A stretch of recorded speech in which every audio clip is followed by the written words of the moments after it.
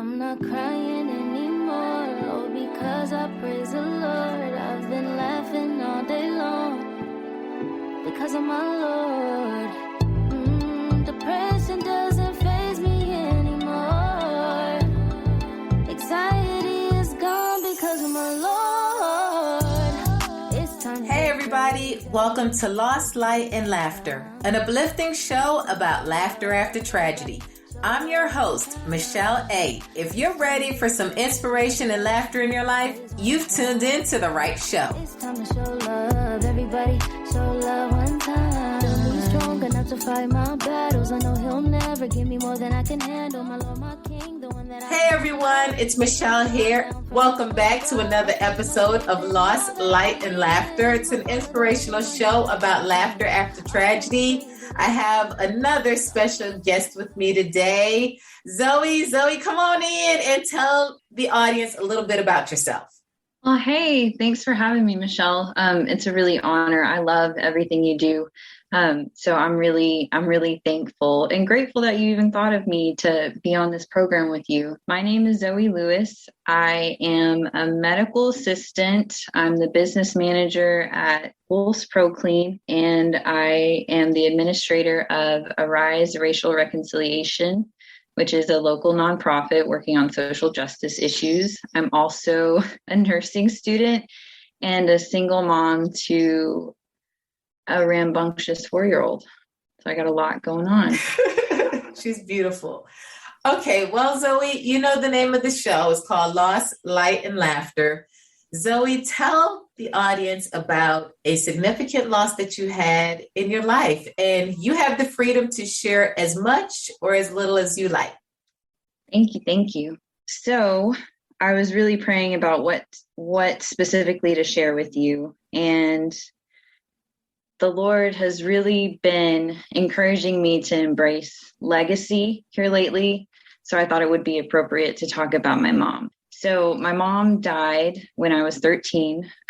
She committed suicide, and I'll give you a little bit of her backstory too, because as an adult and as a mom now, I'm able to process things that I wasn't able to when I was 13 and growing up. So my mom was one of 4 children. She was the only girl, and she came from a line of alcoholics and I'll say toxic masculinity. She was kind of all over the place as a kid, and she joined the military when she was 19. And I found out when I was a young adult that she had been gang raped in Germany while she was stationed there. So she had her own traumas. And then while she was in the military, she met my dad and my sister's dad.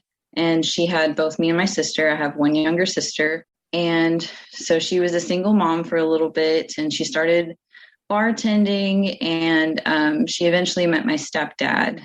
And my stepdad was older, like significantly older. Now looking back, it's like, okay, well, that was kind of a predator, because when she met him, he was 25 and she was bartending at night, single mom, and he let her stay above his garage apartment. And then they ended up getting married, and I think she married him. I can only assume now because, I don't know. I don't get to ask her, because he was able to provide for her, for us, and give her things that she wouldn't have been able to do and get on her own. She married for stability. Yes. And that's a hard thing to do, especially because she was so free, and she was wild, she was the type of person that bought a motorcycle just because she could. And she loved the air. She was one of those, she wasn't a Christian, but she was spiritual. It makes me so sad looking back, because she was so close. She had the general revelation down. She saw the way that nature was interconnected, but she never made it to Jesus. And it makes me really, really sad. So she married my stepdad, and then she got to travel the world with him, and him being what he was. There was a lot of conflict, and she had her own trauma and began to fall into herself a lot, actually. I don't really remember her at all.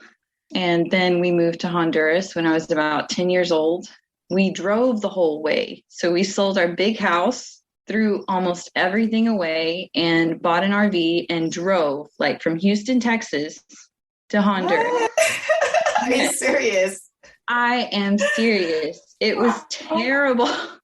You hear about people doing things like that, but now I know someone that's actually experienced it. It was absolutely terrible. And they didn't know Spanish. So the rest of my family, I'm biracial. And the rest of the family is white. And their Spanish was like quesadilla.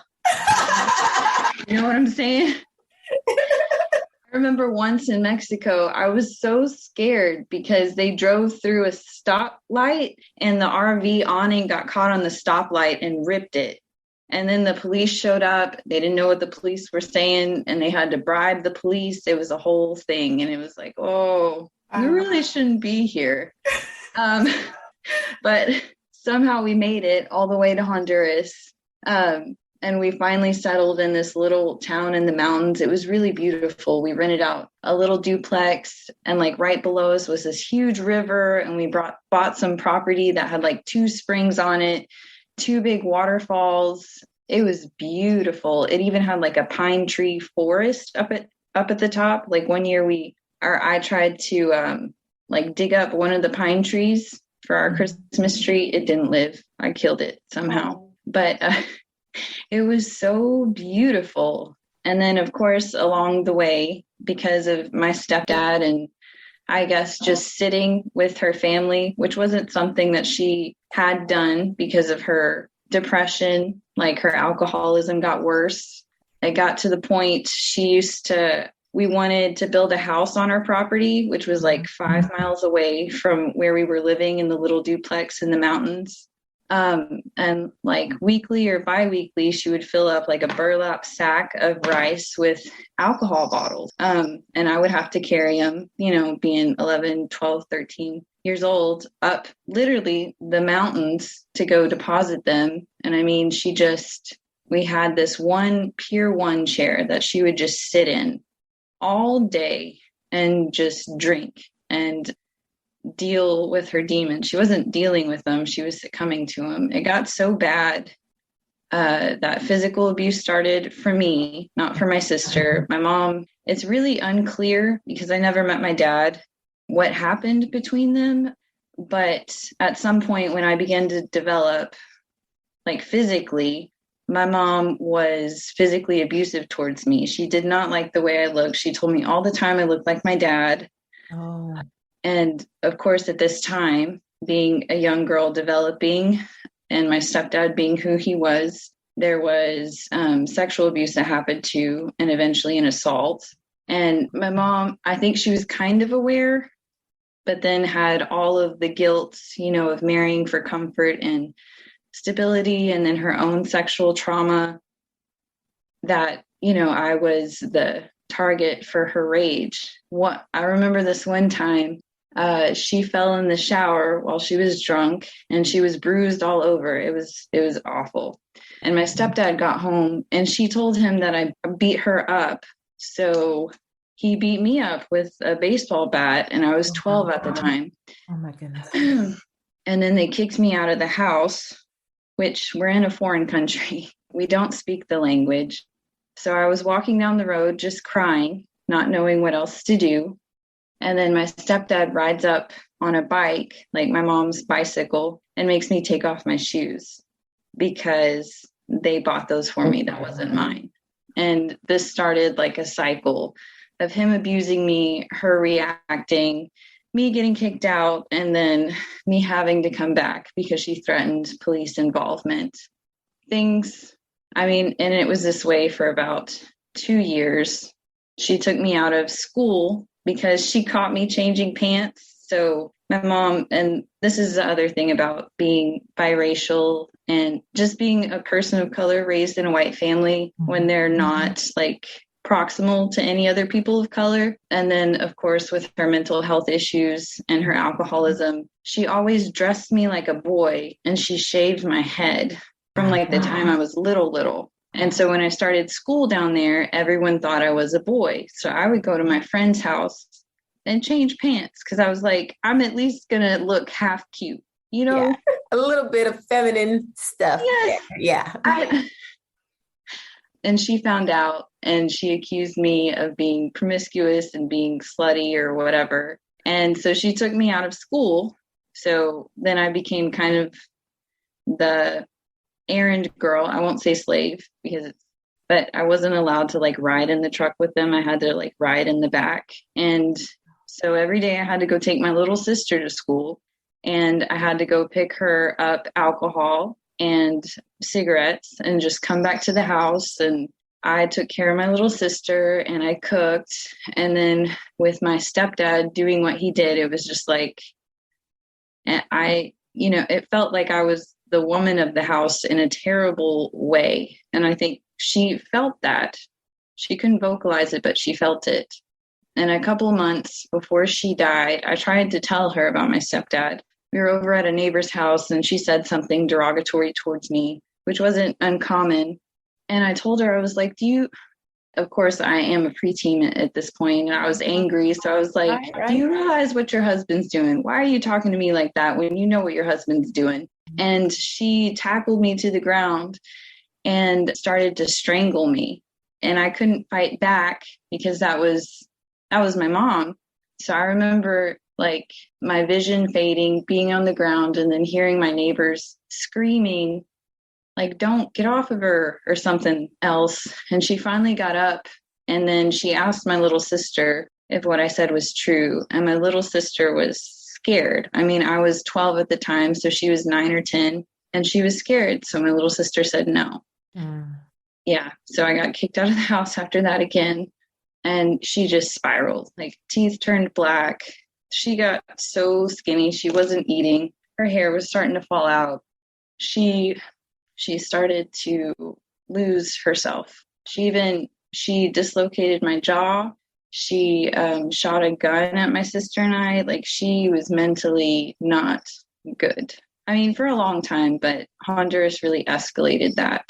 And then I think the week before she died, my sister and I were talking. I think I was finally allowed to come back home. And I told her, I was like, Autumn, this can't possibly go on.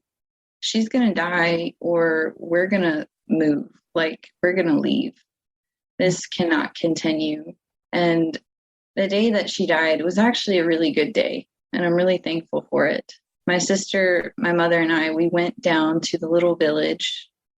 It was like 3 or 4 miles below us on the mountain. So you could go up or you could go down. We were kind of in the middle to go on an alcohol run. But we all went together, which wasn't something that we did. My mother, she couldn't stand me. You know, if I was within swatting distance, I was going to get swatted. So I typically did. But we went and she bought us eggnog. That's the great thing about Honduras. You know, they have eggnog all year round. It's amazing. And we ate sunberries and it's so beautiful that time of year. It was summer. So, you know, Honduras is Central America. So they have 2 seasons, but the roads are all like white rock, like you would see on like a rural driveway. Mm-hmm. But all of the fence posts are saplings and they all have pink petals. Like the flowers are all pink petals. So the road is lined with pink petals. It's pretty. Yes, it was so beautiful. And we had a really good day. Like no conflict at all, which was, again, rare. It was really, really rare. And then we got back to the house and, you know, she went and did her thing. And then my stepdad got home. I had just made dinner. And then, of course, there was an argument because of something. I don't even remember.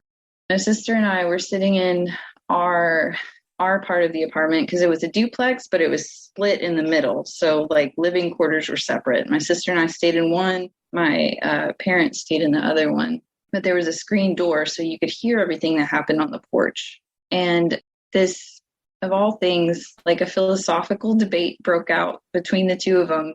And they were arguing about the existence of God. And my stepdad is very educated. He has, I think, a master's degree in physics or biology or something. Like, he's very educated.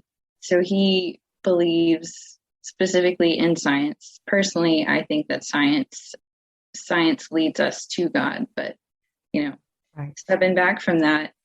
And my mom was just very spiritual. She identified with like Native Americans and the way that they thought about the world and interacted with the world. So they were just arguing and arguing and arguing.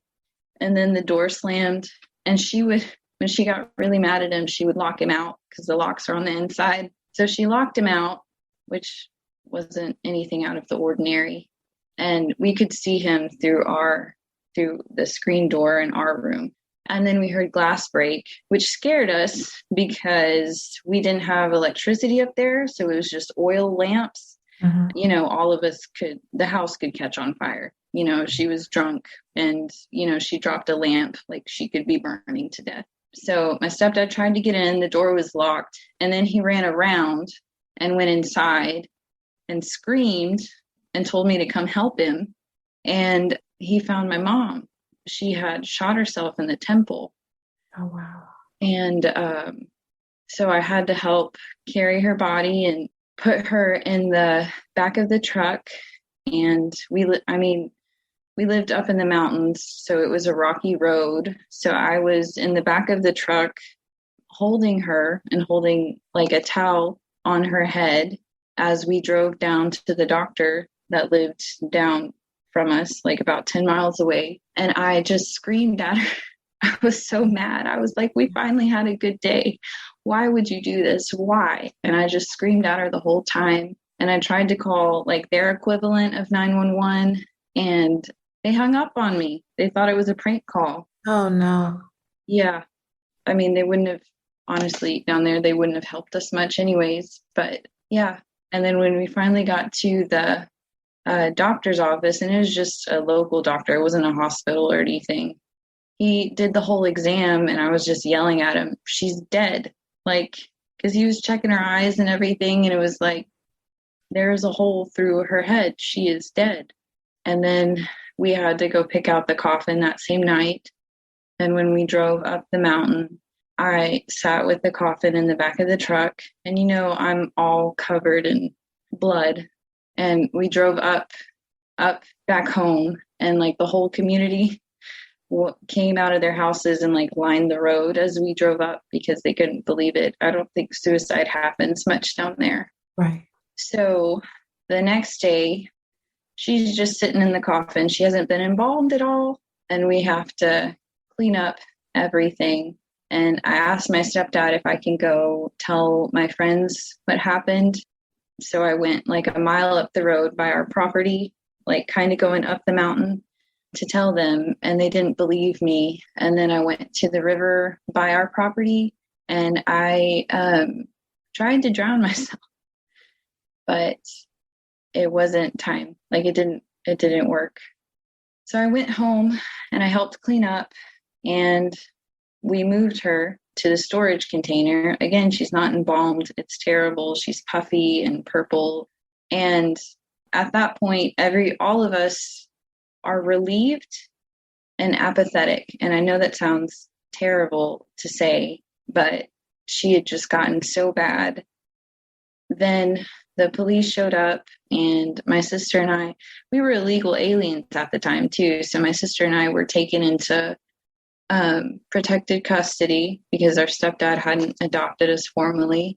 Right. And I guess he got in contact with my uncles, who are the reason we got out, because they could have imprisoned us. Like, yeah, I don't know if they deport Americans. I've never heard of that. Yeah. But my sister and I were in the equivalent of Child Protective Services for like a week. And I was just incredibly apathetic.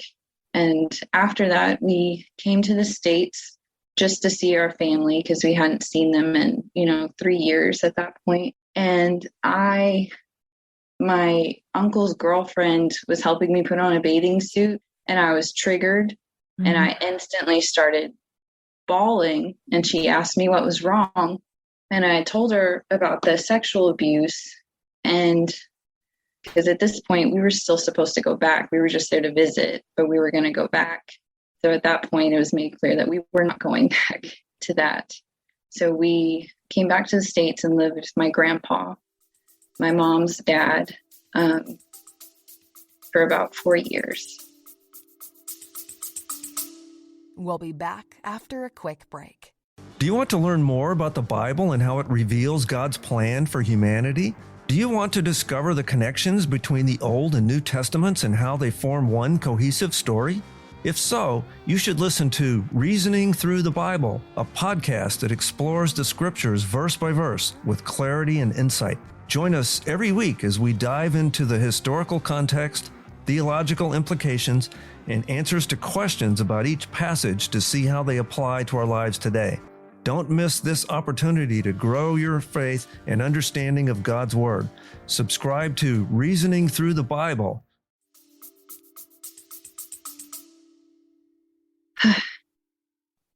That's a lot, Zoe. And I'm so sorry that all of that has happened to you. Like, you are such a beautiful woman. And when I listened to your story, and so we were on the same ministry together, and we were at a retreat together, and we were talking side by side. And you shared a little bit about your mom and the suicide. And I felt an instant connection with you because I had a similar experience. Well, not similar, but I dealt with a form of suicide in our family as well too. But it was more of an attempted suicide, and I was a lot younger. But I always knew, like, I wanted to share that with someone and connect with someone because it's such a rare thing. And when people talk about suicide, they never really talk about the people that find the body and how they are affected. And we don't have enough people sharing the stories about the children that are left behind and how they get up and manage and deal with the trauma. And we have been on a panel together, and we talked about how mental health in the African-American community, like, there's a lot of work that needs to be done. And considering our age, like, we didn't have access, it wasn't readily available. No one said, hey, you might need to talk to someone about this. It was more along the lines of, they'll get through it. We don't know how. And when I listen to your story, like, I feel like I'm with you, haven't experienced that same level of trauma. I understand what complex PTSD can do to a person. Continuous trauma after trauma after trauma. And like, you guys won't be able to see it, but I can see, like, Zoe is a beautiful woman, beautiful. And she is so soft. And when you look at people sometimes that have experienced back-to-back trauma, they can become very jaded, very hard. But when you are in Zoe's presence, she's so soft. And so I need to talk to you about God. Like, talk to us about the light. Like, because you didn't grow up technically in a Christian household. Like, what happened? How did you find God? Like, I know they say he never leaves us nor forsakes us, right? But where does God show up in this? And she's smiling, y'all. She has this beautiful smile. And I'm telling you, Zoe is like soft, okay? You'd never believe, like, all of this happened to her because I'm serious. She's beautiful, and she's so soft and so tender. And so it has to be God, so you're going to have to tell me, where does God show up? Like, when do you recognize God? That's a great question. This is my favorite part of the story. Obviously, as it should be. Yeah, we need them. Where's the light? So, right before my mom locked the door, she basically said, God does not exist. And then she locked the door and she did what she did. And after that, I was a devout atheist, because I was like, if God allowed my mom to do that, if he allowed her to say that about him and then let her die like that, that means he doesn't exist. And I hated hard. I hated her. And with that, I hated myself. I hated everything that I had been through. I hated the way that I saw the world. I just hated. And I was bitter and hard. And I looked for attention wherever I could get it. And when we came back to the States, we were raised by my grandpa alongside my two uncles. And I mean, they're men and they did the best that they could with what they had. And I know they loved us, but we never went to counseling. Right. They probably didn't even think that was even an option or even have access to it financially, honestly. No. We didn't talk about it either. It's like it never happened. And I needed someone to acknowledge that pain. Yeah. I needed someone to acknowledge the loss. Yeah.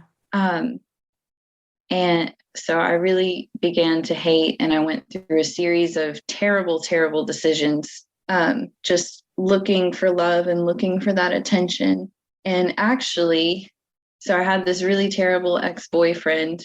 My thing has always been reading. I've always loved to read. And when I would get really upset, the one thing he would do for me is read for me on the phone when I couldn't sleep. And this is about my junior year in high school. And I asked him to read to me because I was having a bad day. And it was, again, terrible relationship, very toxic, just awful.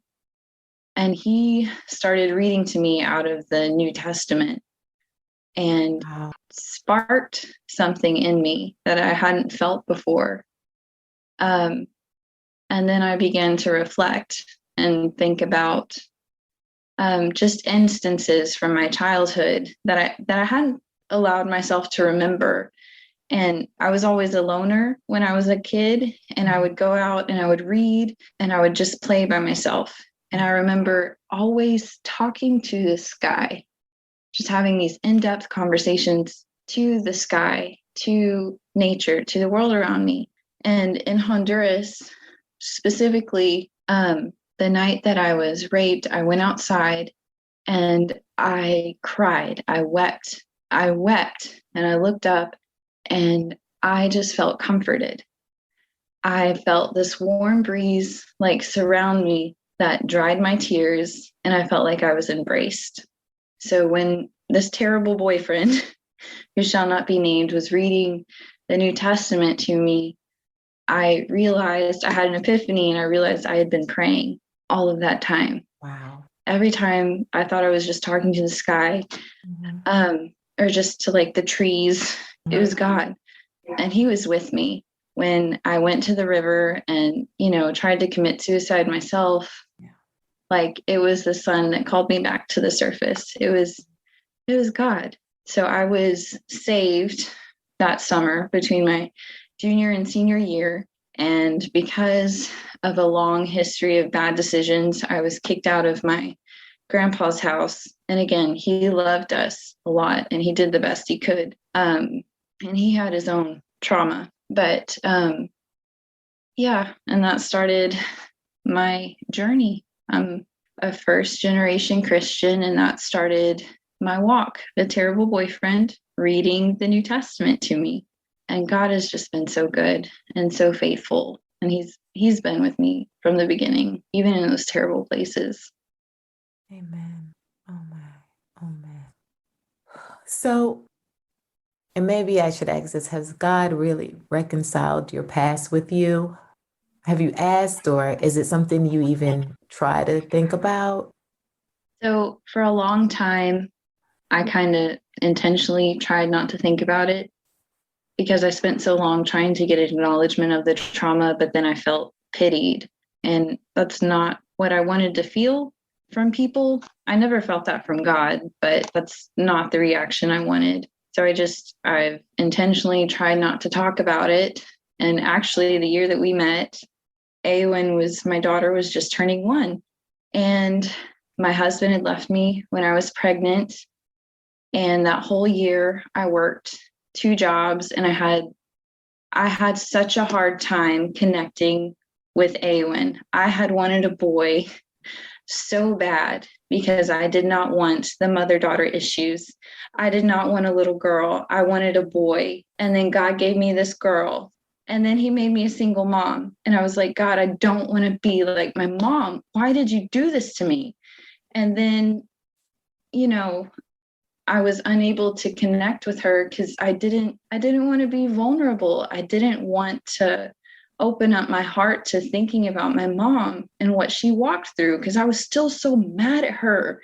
And that's why when we met at the retreat, I was processing that. I was coming to terms with that. Like I had hardened my heart so much towards my mom. I never tried to understand her. And becoming a mom, and especially a single mom, like I've had to reconcile with that and deal with nuance, because no one is all good and all bad. And it's made me like realize, oh, she had her own struggles. She was sick. She did not hurt me on purpose. She was acting out of a place of trauma. Does that excuse what she did? No.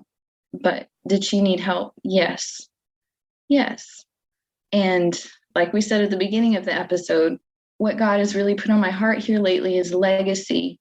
And I've always tried to like run in the opposite direction of what my mom has done, because I didn't want to be anything like her. And then I've ended up so much like her in the best of ways. And then like my daughter too, I see so much of what my mom could have been, like the freeness and just her spirit. And she's so wild. Like she reminds me of who I could have been, and who my mom could have been if the trauma hadn't happened. So it really feels like God is completing the circle almost. Like it's so beautiful to think of like the phoenix rising from the ashes, like something. And God does that all the time. He redeems trauma and makes them into something beautiful. And you can see that in my mom's granddaughters, because my sister has 2 girls too. And my sister struggled with that because she did not want 2 girls like my mom did. So it's just beautiful to see the way that God has like completed her story, because she wasn't able to, and has not ironed out all the things that she wanted to do, but just made her legacy whole. Yeah. I'll share this as well too, because our stories, I'm like, this is why we connect so well, because our stories, we have a lot in common, some similar things. And I wanted boys myself, because I did not want to raise girls that would experience the exact same thing. And I was like, I wanted a completely different lifestyle than I had growing up. And so as far as the East is from the West, that's how far Michelle ran. Okay. I literally ran. And I had my first girl and I thought it was a boy and it wasn't. And then I had my second. And that one was a lot harder because I was so sure that God would give me a son. And when I was married at the time, my husband at the time didn't have any brothers or anything like that. So he was the only boy. So I was like, surely God will give us a son for legacy purposes as well. But when I found out it was another girl, I was sad. And there were people that was just like, well, you shouldn't be sad. You should be grateful. They didn't know the trauma that I had experienced. So they judged my response based on whatever came to their mind. They said, well, you should just be happy. People want a baby. And I was like, they didn't understand the trauma that I experienced and why I coveted, really, I did, having a boy over a girl. And one day I was pregnant and during the pregnancy, and I was just praying and I didn't understand why this happened. And God said, because so much was stolen from you in your childhood, I had to give you 2 girls to replace it. Okay. And when I listen to you, I feel the same way, that he's replacing, or can I say replace, or restoring what you didn't have an opportunity to have. And so that's how good our God is, like when we think, no, we're seeing it this way. He was like, I know what you see, and I know your struggles. I know your trauma. I know your hurt. I know your pain. And I'm going to show you how much I love you. And I'm going to right the wrongs in your life in a way that you never saw coming, And so when I think about that and I just listen to your story, I'm like, this is why we connect and click so well. It was that fear. It was fear that was speaking, like, no, no, no, no, I don't want to repeat this. I don't want to repeat this. But God is just like, you're not going to, because you know me and I know you. And because of that, it's just like, it's grace. That's all I can really say. It's his grace and his mercy and his unfailing love. Y'all don't, sometimes people don't even understand how he loves us so much. And so when I think about that, Zoe has this huge smile. I'm smiling, she's smiling, because it's the goodness of God in the land of the living. And the trauma and the hurt and the pain that we experience, like, ooh. I have chills. That was so good. But it's so good. I think you said it best. He restores what has been broken, and he heals the hurts. And sometimes, a lot of times it's not in the way that we expect. And I'm so thankful God gave me a girl. Even just growing up and, walking my walk and thinking I know who I am, I know this, I know that, and coming to terms with, oh, well, turns out I'm thinking about women in a way that's not honoring to them. Like, I'm thinking about women in like a misogynistic way. So it was like God is slowly like broken down my misconceptions about like different parts of his people and myself. Cause I am a woman. So it's like, oh, not only did you have these preconceived notions and these misconceptions of women, you also had it about yourself. Mm-hmm. So that's what I love about following Jesus. Like it's a path to enlightenment and wisdom, and also just seeing him in more places and in more people. I love it. Yeah, he's just that good. He does that to us. Like, he'll do that for us. And just when we think we know, he's like, oh, my dear, there's more. I'm going to show you some more. And I'm going to start healing those places where he'll just take you all the way back. He was like, I'm going to show you something. And the thing that you longed for, I'm going to give it to you. And I'm going to open your eyes to see it and your heart to receive it. Because sometimes he's doing those wonderful things for us, but we miss it because we have this big picture we got to see this huge big picture. And sometimes it's the littlest things. He was like, you know what? You always wanted to laugh with your mom. Well, now I gave you a comedian. So tell us about your time. She has some stories, okay, y'all? So here's the laughter part.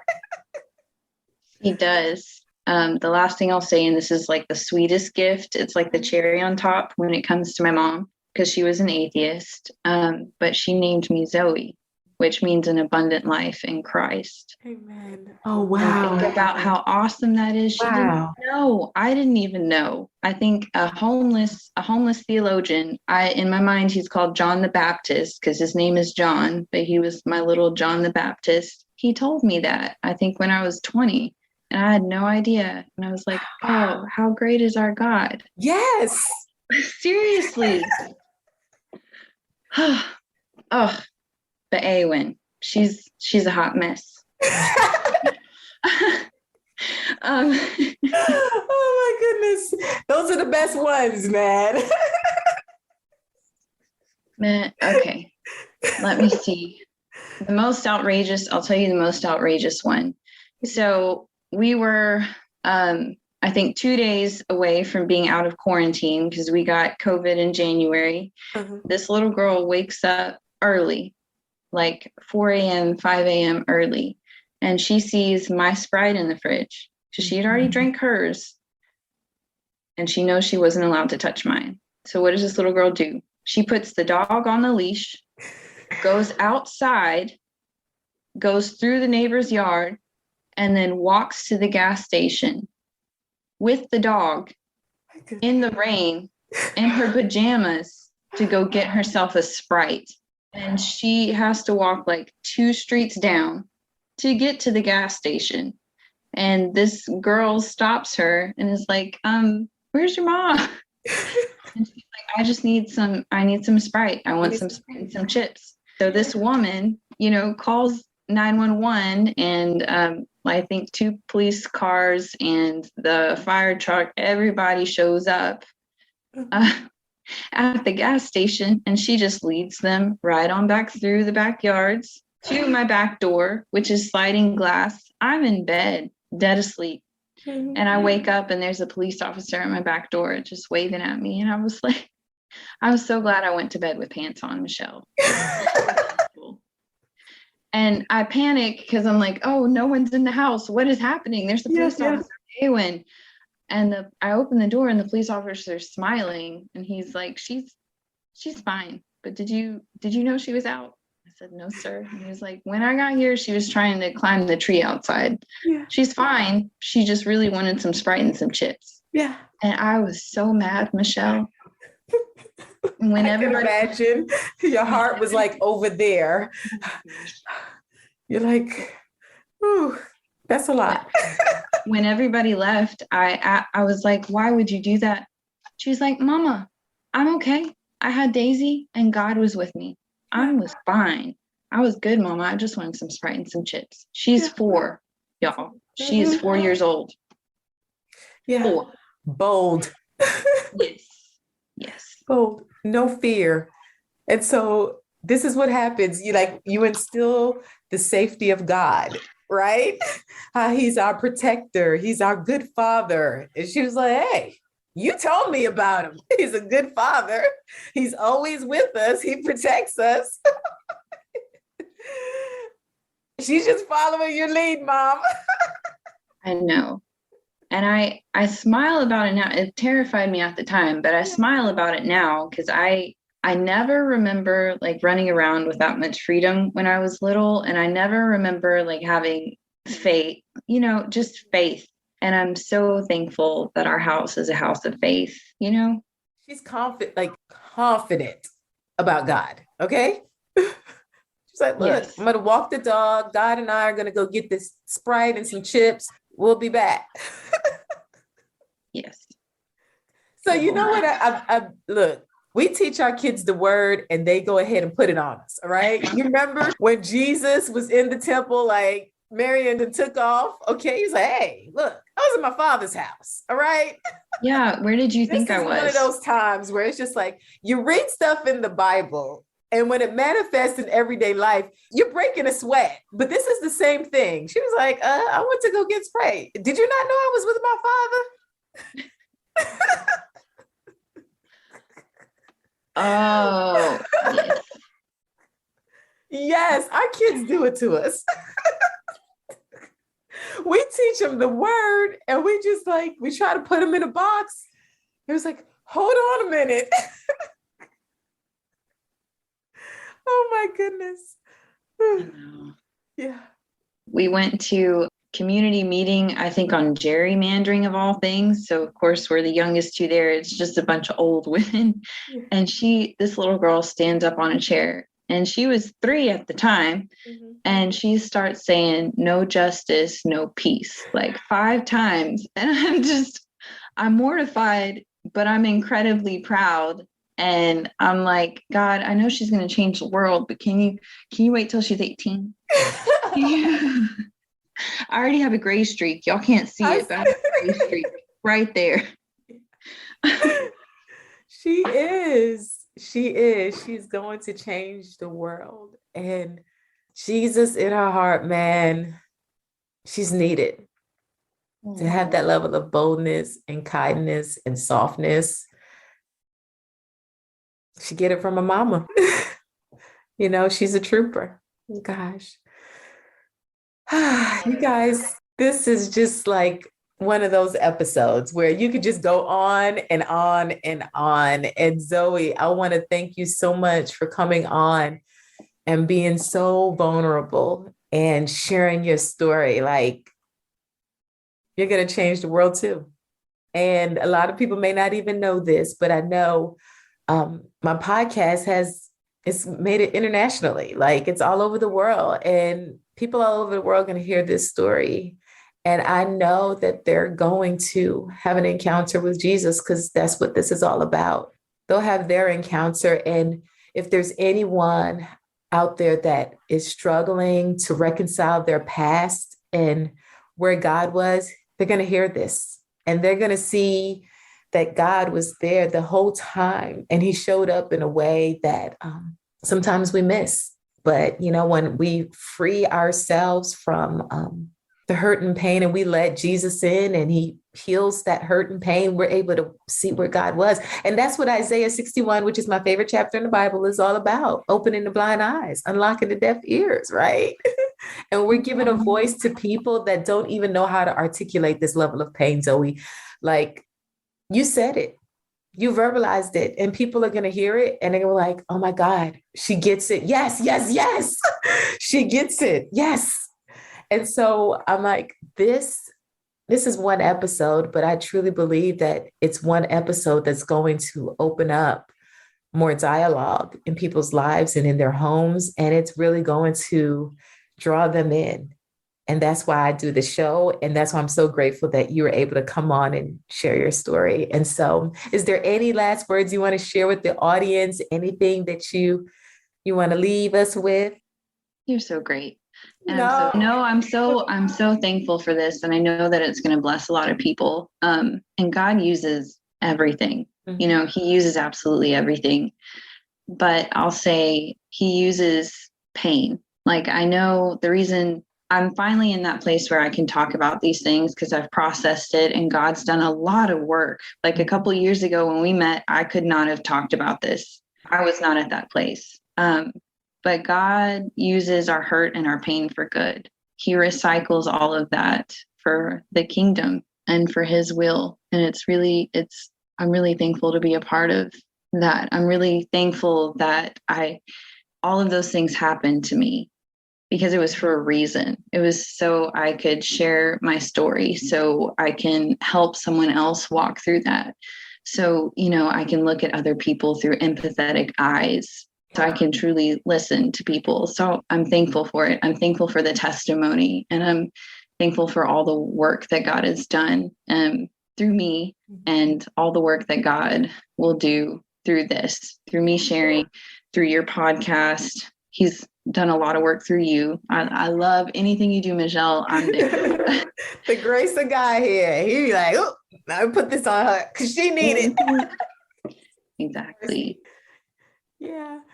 And so, oh my goodness, Zoe, I love you so much. And so that concludes this episode of Loss, Light, and Laughter. Ooh, he'll reconcile it all. He's so merciful. We love you so much, Lord. Oh, thank you, Lord. Thank you, Lord. All right, y'all. We're out. Everybody show love one time. It's time to give praise. Everybody give praise one time. Yeah. It's time to show love. Everybody show love one time.